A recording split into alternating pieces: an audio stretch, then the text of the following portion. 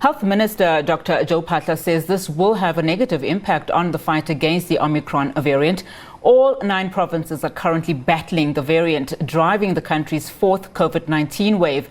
Dr. Phaahla has appealed to the public to get their vaccinations before heading to the festive season destinations. Earlier, the minister spoke to the SABC.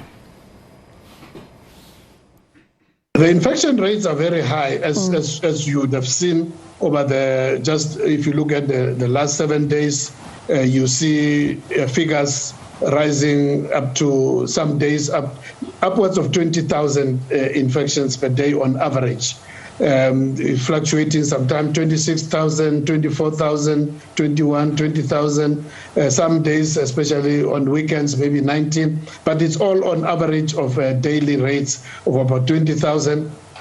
Still with Gauteng leading, it has come down from the highs of 11,000 per day in Gauteng to 8,000. Now we're looking at just over 5,500. But as that is happening, the average numbers still remain high because those numbers are now being displaced into other provinces, into KZN, into Western Cape, number 3, Eastern Cape, and then all the other provinces rising.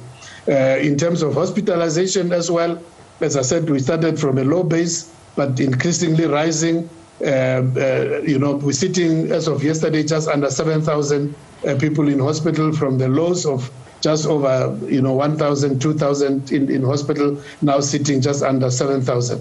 We still have good spare capacity, but the demand is rising. But what is at least encouraging is the fact that we still see, even in hospitals, a lot of milder illness, with few people needing ICU and oxygen and ventilators. So those are the kind of scenarios.